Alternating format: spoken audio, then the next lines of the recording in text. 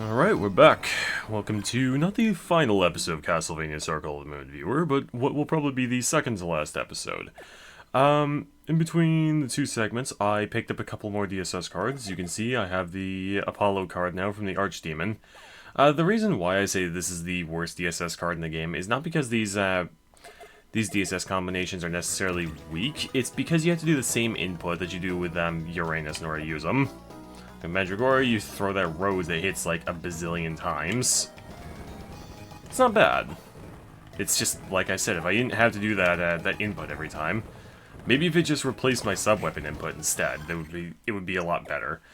But yeah, you get similar effects with all of them, but I'm going to show off the ones that are a bit more noteworthy. Let's see, with Golem, you summon some fence spikes.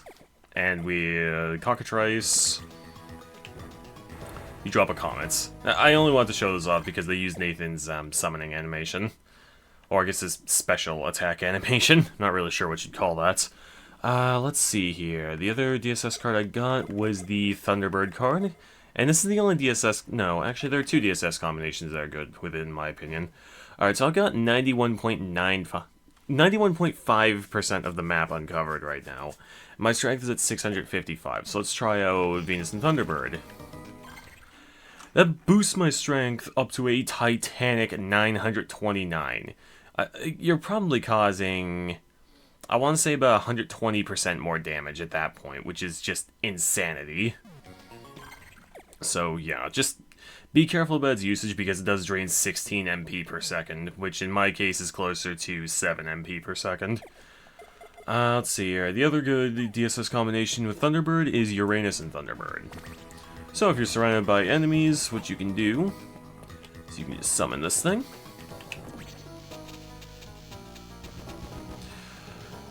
Yeah, it's guaranteed to hit all enemies several times. It won't do as much damage against single targets as Cockatrice will, but it's still a very, very powerful summon.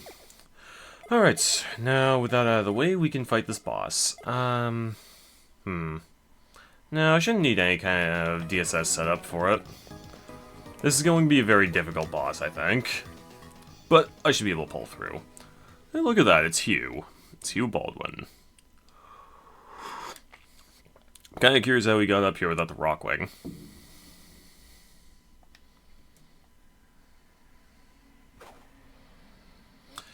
Well, damn.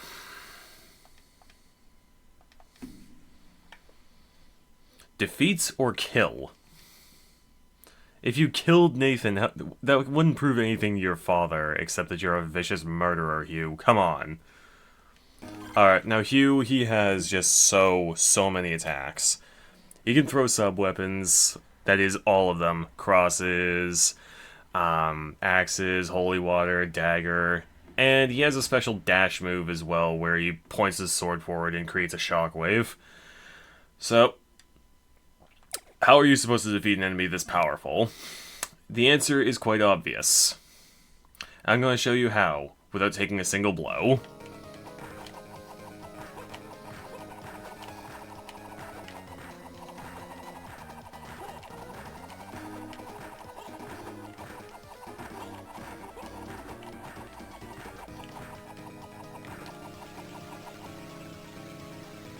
And phase 2, it gets even worse. He has even more attacks. I just don't know how we're gonna pull through this one.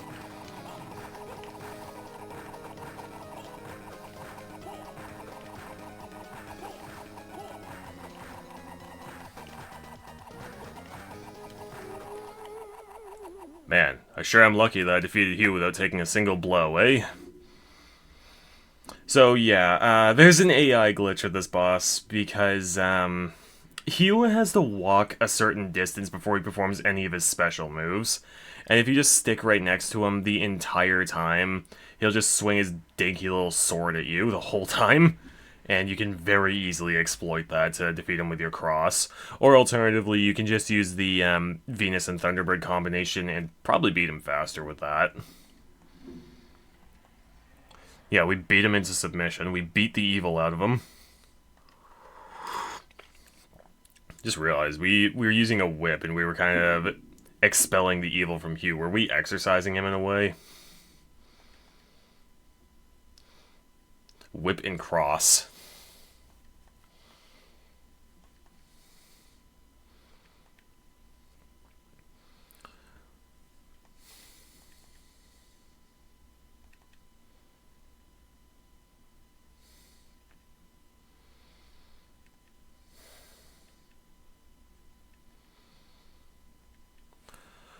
Well, alright, Hugh finally realizes just why it was that Nathan got picked for the Hunter Whip.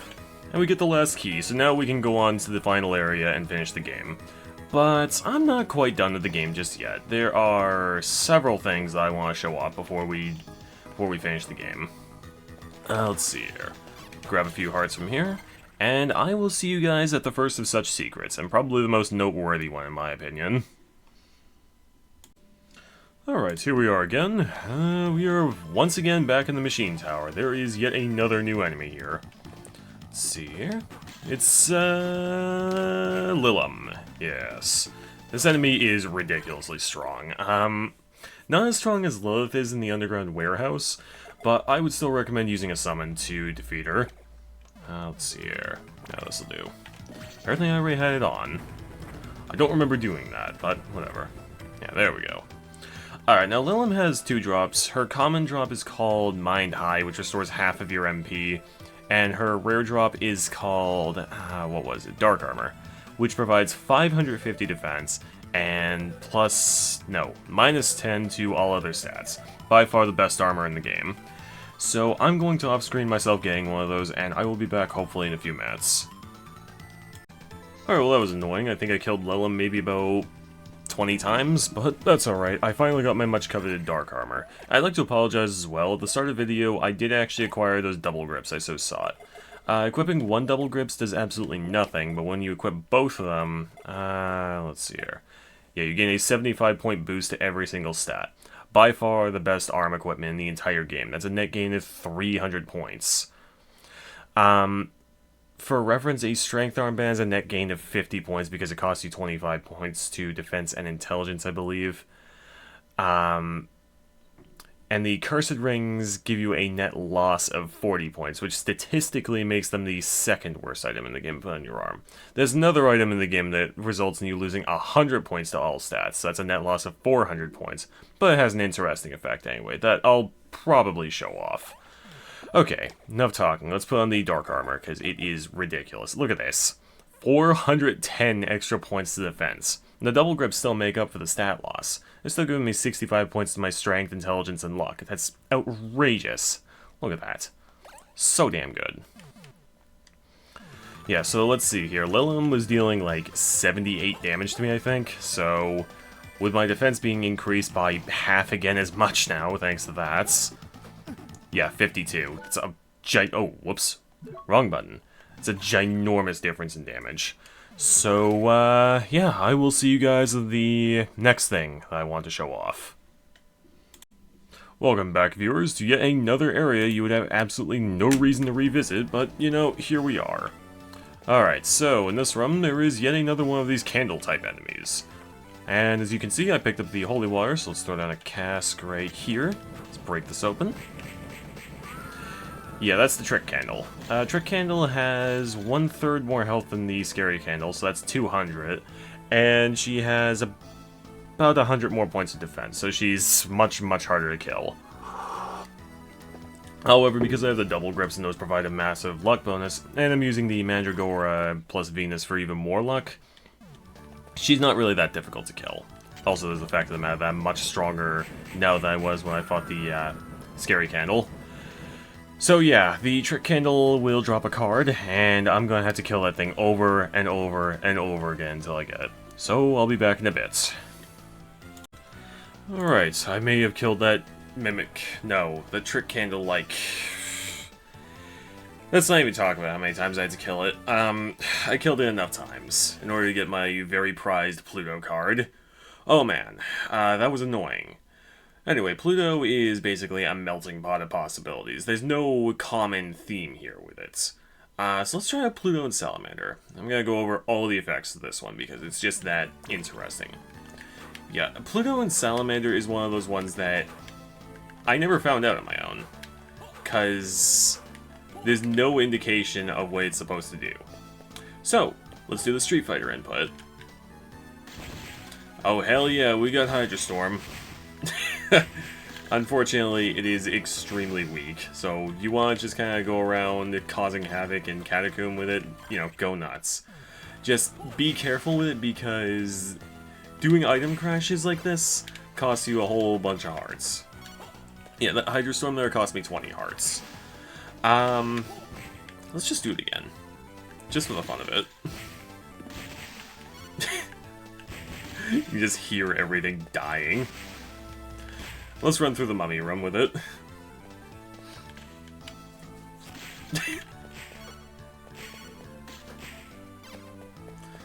Yeah, it's kind of ridiculous to use, but it's also ridiculously weak, so there's that. Anyway, I picked up the Pluto card because I do need it in order to kill another enemy later on, but I'm gonna get to that in just a moment. Let's show off the rest of the Pluto effects. Show with Serpent. This is another sub-weapon related effect. You throw a cask of holy water. Now we throw 2 casks of holy water that flew off screen and didn't actually land and just disappeared forever. Jeez, Nathan, lay off the steroids, will ya? Anyway, let's try it with Mandragora. This also does nothing at first, until you kill an enemy. Yeah, you get like this green glowing effect whenever you kill something now. That's an experience gain increase. You get 20% more experience points whenever you kill something. It's not bad. Let's see, Golem, I believe... Yeah, this projects a mirror image of yourself, thus extending your attack range. Honestly, really not that great. Cockatrice, what does this do? Oh yeah, this improves your defense based on how long you've been playing the game. I've only been playing the game for about 6 hours, so it doesn't improve my defense all that much. Let's see here, Manticore. This one's actually really cool. Another sub-weapon related effect.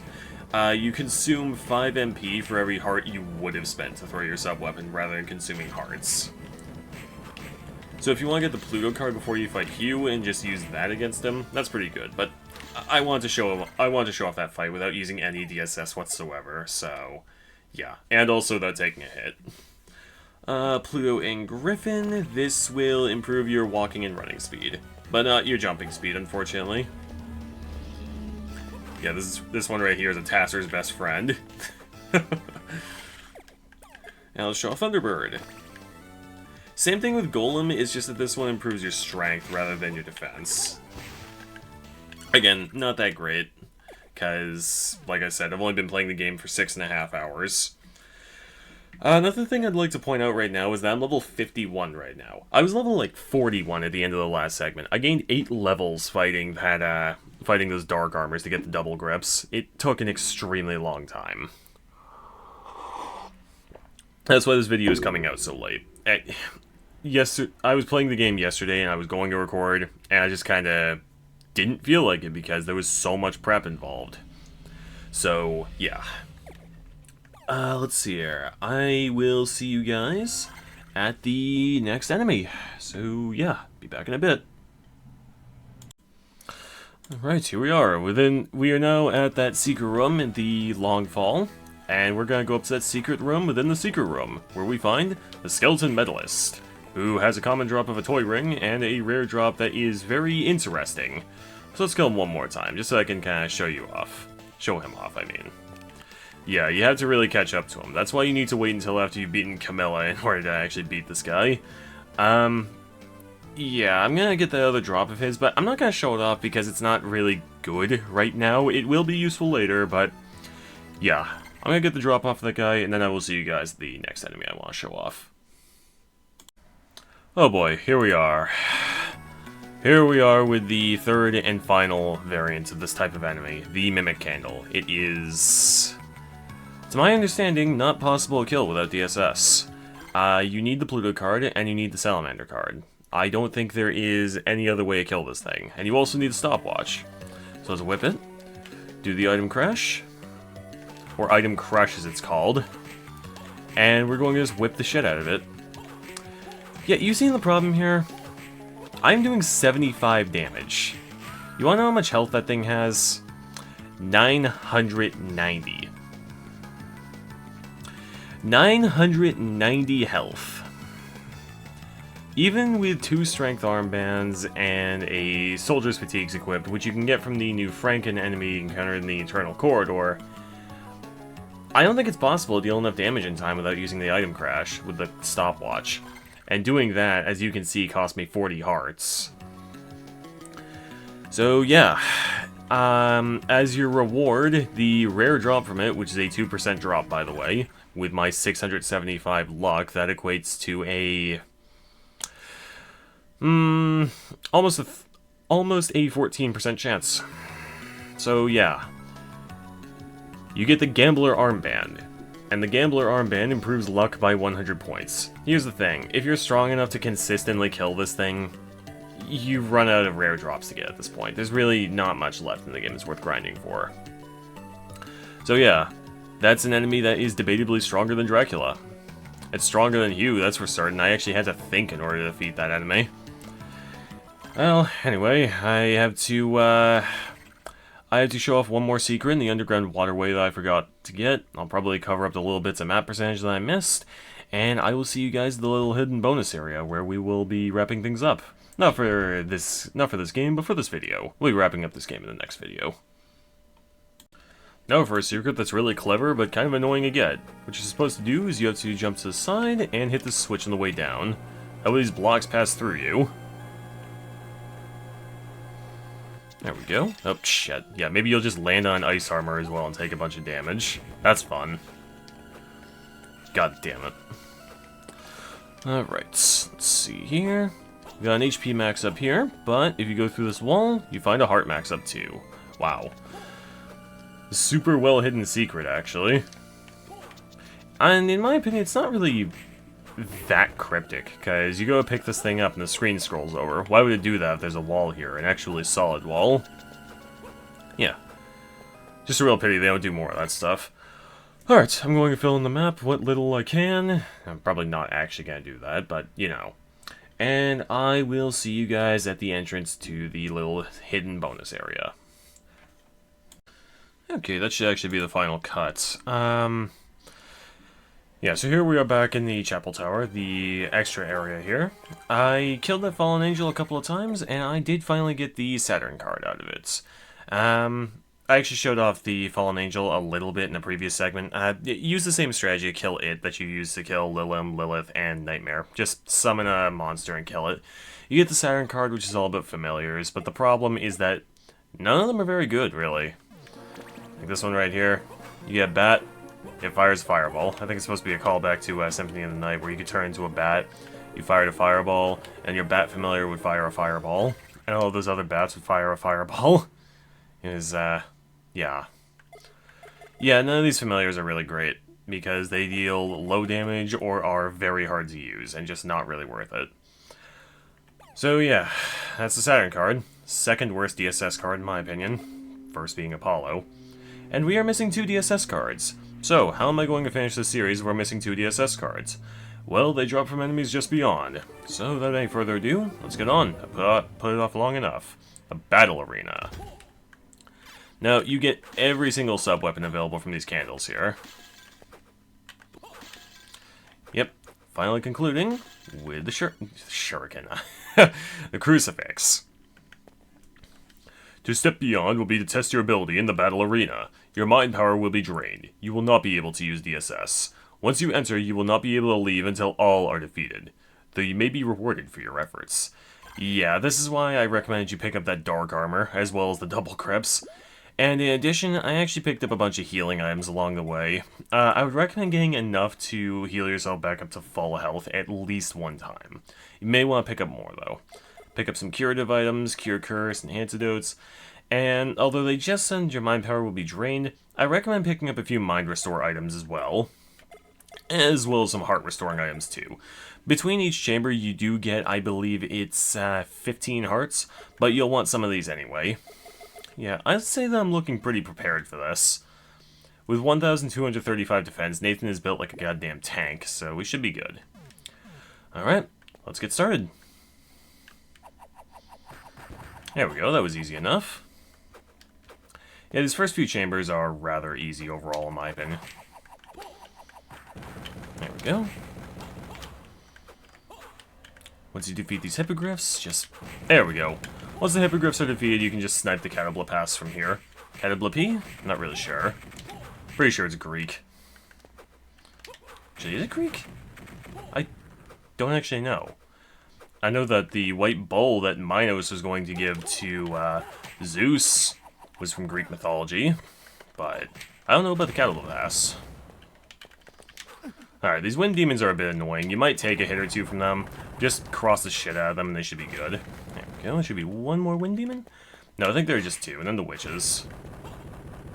Having high luck can also be of great use here because a lot of enemies will drop, can drop curative items for you, and you'll want those. Yeah, you may have noticed that there is absolutely no music for this part.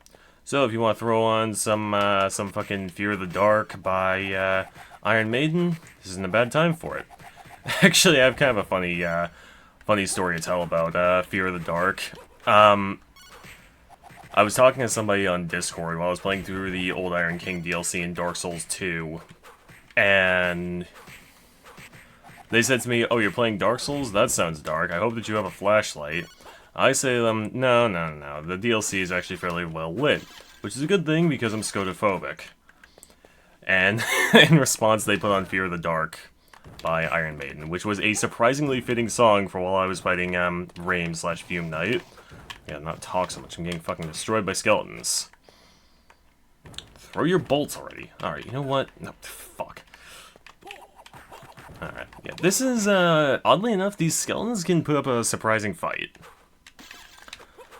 But overall, I mean, these early chambers aren't that bad. It does get hard later on. Shit. There we go. Ooh, potion. There we go. Maybe put on some Slayer. I don't know. Put on some Doom music. Or how about some Toho music, actually? I've listened to Toho music while I'm playing this game before, and it fits surprisingly well. Specifically music from Toho 10. This is by far the easiest chamber. The Fox Hunters can drop items for you, and yeah, all you have to do is crouch, and that renders their one attack absolutely useless. Ooh, this rum. This is a bit dangerous. Because everything in here can poison you, including the bloody swords. Ah, shit. There we go. Ah, shit. Again? Ah. There we go. Alright, rest of it's no problem. Come on.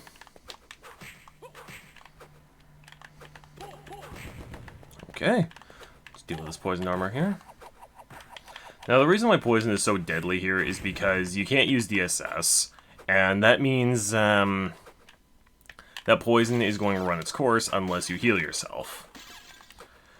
And the poison is going to do about 17% of your life. Ooh, this is an easy chamber too.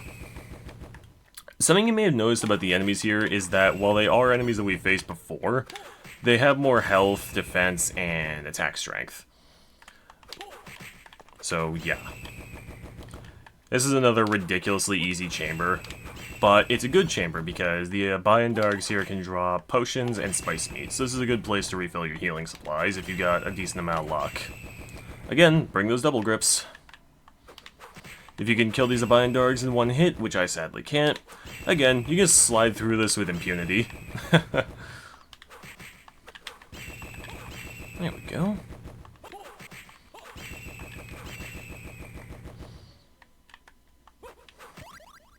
Level up. I'm now level 53. Yeah, 53. Well, I got one potion out of the deal. And that was the last of the easy chambers, sadly. Starts getting more difficult from here on.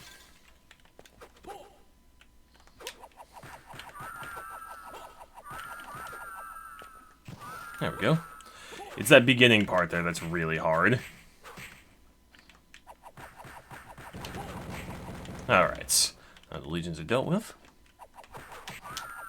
Ah, shit. Well, get down to my level, then. There we go. Ooh, I get a Cure Curse out of the deal.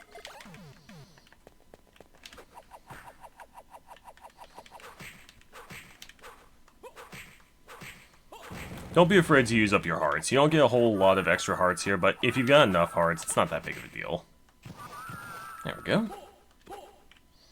Ooh, this next one coming up is a bit, spicy, let's just say. So, if you're playing this on the Advanced Collection, I would recommend saving a state right here, which I am going to do. Alright, let's see here. We're going to assign a DSS combination, which seems kind of weird. Because there are just a bazillion Minotaurs right there, as I'm sure you saw. And you remember what Minotaurs do, they cause that giant shockwave. I'm sure it's possible to get through this without taking damage, but my recommendation to you is to use mind restoring items. Use a mind high and a mind restore. Save that state too, so that way you can go back in case things go awry. Get out of the menu, turn it on, do the combo, and there we go. You just used DSS in the arena. From here on, it's not that bad. Just use your cross and your whip to kill the rest of them. Not like you really have much of an option. There we go.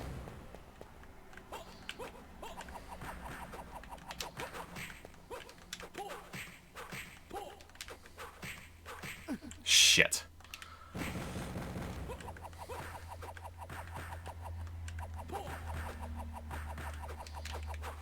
Yeah, these guys are dicks. I hate that rum. Doing it without DSS is possible, but it's a lot less painful if you just use the DSS exploit. Because the reason that works is due to the battle arena draining your MP extremely quickly rather than... Jesus, getting destroyed here. Rather than draining it instantly. So you're able to just abuse that.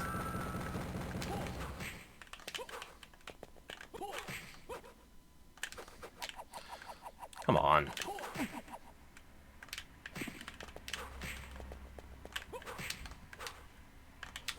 There. Flying enemies are the worst, am I right? And I'd actually better heal myself. Use my meat, my spice meat, and a few potions. There we go. Save the potion highs for when I need them, because those aren't easy to get. You can get them from wind armors or from legions, but they're a rather rare drop, unfortunately. I grinded for quite a while, and I was only able to get 2. Ooh, this is another dangerous room. There we go. See what this guy does. Alright, now I got this. Ah, shit. There. Ooh, potion. 1.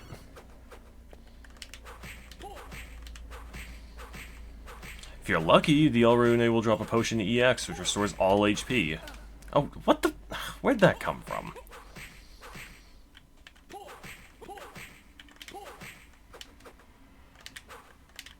There. Fuck you. Shit.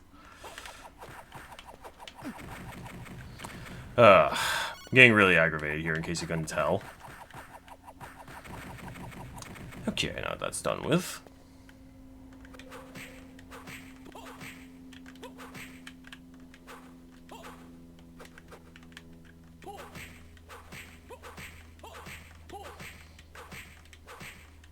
There. Done. That was annoying.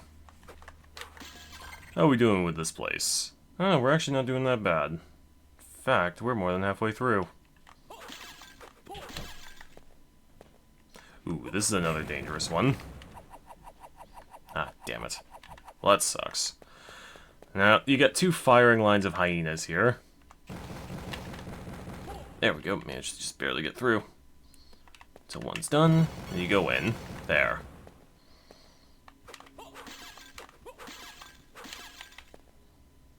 Ooh, okay, now this is an interesting chamber because this contains the Devil Armor, and the Devil Armor has a chance of dropping a card.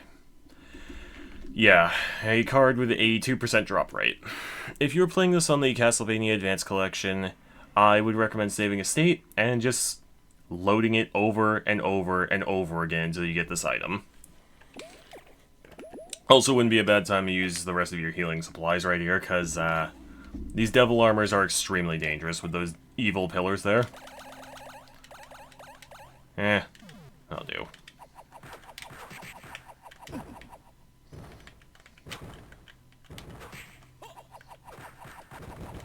Who knows, maybe you'll get lucky and just have them drop the card for you right away. There we go. Alright. Now time for me to show off an interesting feature of Castlevania Advance Collection if I don't get the card drop from this. I did not. Yeah, there are only 3 of those ever. So, that means that this is a rather late chamber in the battle arena. So if you don't get that card drop, you have to basically go through the entire thing all over again. Yeah. You can see why it's kind of a dick move to have those last 2 cards be from enemies in the arena, right? Anyway, I'm gonna pause the recording, and I'll be right back when I finally get the item I want. Okay, that took maybe 10 more kills, and much to my dismay, they can also drop high potion cards. A high potion is not the black dog card, sadly, but I'm not able to show it off right now without using copious amounts of MP restoring items at the moment, so I'll show it off to you in a bit. Alright, we got, I think, 2 more chambers left to go through, and thankfully they're not really all that bad. Let's see here. These guys right here, they're white armors. Yeah, white armor is yet another enemy that can drop a card. Yet another arena enemy that can drop a card. So, yeah, again, I would recommend saving a state right at the beginning, which actually I'm going to rewind. Do that by holding R2. Yeah, so we're going to save a state. And I will see you guys when I get my card out of these guys. There are only 3 of them, and the card drop is like 2%. So, yeah. Have fun. Surprisingly, I only had to kill about 7 more white armors in order to finally get my unicorn card. And you know what? It's time to DSS, because we now have every single card in the game. Unicorn card is actually pretty damn cool with most of the DSS cards at any rate. Use it with Uranus, and you get an interesting healing effect, which is just wonderful. Jupiter plus Unicorn creates a circular barrier that does the same damage as your whip. Venus plus Unicorn, I forget what that does. Yeah, I completely forget what that does. Wow. Huh. Why can I not remember? Mercury plus Unicorn is a very powerful attack that heals you whenever you swing it. Mars plus Unicorn creates a ridiculously long sword that does massive damage. Diana plus Unicorn, I forget what that does. Pluto plus Unicorn makes you invincible, but unfortunately you also can't damage enemies. Yeah, I'll make sure to show off Pluto and Black card, because it's, Black Dog, I mean, because it's, yeah, how do I explain that? I can't explain it. It's just, it has to be seen to be believed. In fact, Pluto plus Black Dog is the only DSS combination that has 2 effects. That's why I picked up that item from the Skeleton Medalist. Well, we got 1 more chamber left to get through, and it's not really all that difficult. It's the devil enemy, it's just this time we have to fight him without any DSS. He's not that bad. Yeah, he'll create this shield that's supposed to block sub-weapons, but the problem is that your cross just punches right through it, so... Oh, shit. Thought I could, rock-wing my way through that. Yeah, that's right. Spew your black mist. See if I care. Should be dead any moment now. There we go. So yeah, getting through the battle arena gives you, I think, almost 300,000 experience points, and the first time you do it, you get the Shining Armor. This is supposed to be the best armor in the game, but, it gives you 50 less defense than the Dark Armor, but it gives you plus 10 to, every other stat. Statistically, this is the best armor in the game for a defense bonus. It doesn't give you the most total stat gain out of any armor in the game. I believe that's the Sage Robe, giving you 500 intelligence and 250 defense. But this is 500 defense and plus 10 on all other stats, so this is a net gain of 530, making it technically better from a statistical standpoint than the Dark Armor. Yeah, that was a fucking mouthful, and I apologize for that. Anyway, not gonna use it, because I've got the Dark Armor, and I prefer not taking a little bit extra damage. Actually, you know what? fuck it, I'll use it, just for the sake of doing so. I went through all this effort to get it, I'm gonna use it, god damn it. And there's one more trick I want to show you. If you stand right at the mouth of this, you'll go through. But let's rewind a bit. Pretend that didn't happen. Stand the right distance back. Now we can go through again. And hey, what do you know? The door's open. That's right, you can now go through the battle arena in reverse. Yeah, for some reason that breaks the script. I don't get it. But, yeah, that's something I managed to discover by myself. Anyway, now that we are out of the battle arena, let's try out this cool little DSS combination we got going here. Let's do it with Mars and Unicorn first. Yeah, I shouldn't need anything else. Let's see here. Yeah, that's just insane. Pity that it costs so much per attack. You can even hit enemies that are behind you with it. That's how good it is. Like, watch this. Oh, shit. That wasn't a very good showing of it. That wasn't a very good showing of it either. Hold on. Neither was... Okay, just take my word for it. You can. They just have to be on basically the same level as you. Okay, let's see here. Let's try Uranus and Unicorn. Let's use up one of my MP restoring items. Just to give myself a little bit more. There we go. I'm a little hurt, as you can tell, so I could use the healing. Yeah, look at that. Huge. Well, let's try it with Black Dog, because I'm pretty sure this is bugged and it was never finished, because this is a really pathetic amount of damage I'm going to deal. I don't even know how much damage that's supposed to inflict, but it's of the dark element. Legion are dark enemies, but it's not supposed to deal that little damage. I don't know what happened there. Like, did they misplace a decimal somewhere? Because that was pathetic. Let's see here. I gotta use a Cure Curse item. Now time to show off something that is just ridiculous and ridiculously bad at the same time. I gotta wait for one of these guys to get down to the ground level first, though, before I can do it. Come on. Anytime now. Come on. That's right. No. No. Come on. Down. Down. There we go. Eat bullets. Yeah. Nathan draws a fucking gun and shoots those enemies. Here's the problem. I'm sure you've already noticed this, but it is a very slow attack, and it locks you in place the whole time. Yeah, using it against any airborne opponent is ridiculous. But it doubles your strength, and you deal, like, 4 times damage with it. Was dealing like 230? Oh, okay, you deal double damage. Well, whatever. You get it. Attack with a gun. I'd rather attack with a Holy Sword, because that's fast and very strong. It costs just as much. So, let's try... No, let's try this thing. I put it off long enough. Nathan Graves turns into a skeleton. You throw little bones that deal basically no damage, but you have, I think, a 1 in 16 chance of throwing out a giant bone that does an enormous amount of damage. Come on. You're supposed to be able to do the thing. Come on. Just, come on.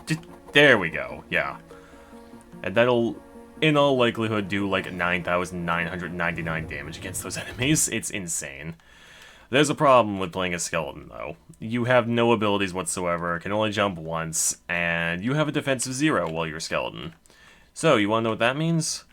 There's nothing for the enemy's damage to be divided by, and as a result, you will take 9,999 damage if you take a hit. Instant death. But that's not the best part about skeleton. Turn it off. Let's go and put on the ring that I got from that skeleton medalist, the bear ring. And now we turn into something. I forget what this thing's called, but it's from another Konami game called Rakuga Kids, I think, which was a fighting game. Unfortunately, like the skeleton, you still have 0 defense, but you can fire little rockets. Press up and jump, you can fire a high-angled rocket. If you press down, up an attack, I mean, if you press down an attack, you drop a bomb that does more damage. It'd be good if you didn't have 0 defense in this form, and therefore instant death. So yeah, neat little novelty there with the bear ring, and I just wanted to show that off. I believe that the person who did the drawings for Rakuga Kids was also in this game as well, but I don't think they've done anything since. I believe this was their last noteworthy work. Yeah, I think that'll about do... Oh, I actually want to do one more thing. I want to show off the Black Dog Whip effect against these Legion enemies. Because this has an interesting effect. Yeah, you continue dealing damage against enemies for like a month. It's not bad at all, actually. It does a fair amount of damage, and it would do more if Legions weren't of the Dark Element, but you get the idea. And that heals you for 1% of your health every time you swing the whip. Yeah. Oh, right, I better take off this goddamn bear ring. There we go. Yeah, I think that'll about do it, because there's not really anything else that I wanted to show off. You've seen just about everything there is to see in the entire game. So your rate is at 99%, which I think means that there are... I think that leaves the ceremonial room and maybe 1 or 2 other secrets that I may have missed, but I have no idea where those are. I mean, looking at my stats here, it seems like I'm missing 5 MP max-ups, but I'm not really concerned about that. Yeah, so let's do one last thing. Check out just how monstrously powerful I become with Venus and Thunderbird. 715 right now. I'm at 1012. So, yeah, that's outrageous. Let's see how much damage I inflict against this fallen angel with it. Eh, not bad. Not bad at all. I'd be doing a little better if I could fucking kill the thing. Jesus. Alright, there we go. Alright, yeah, I think I'm done. I think I'm done with everything that you can possibly do in Dracula's Castle. We've gotten every DSS card. We have all the best armor in the game. We have all the relics. I've shown off just about everything in the castle, as you can see. So I think that'll about do it. Join me next time where we will be finishing the game. We'll defeat Dracula, save Morris Baldwin, and that will be it for the Let's Play. So yeah, I'll see you guys in the next one. Bye for now, and thank you for watching.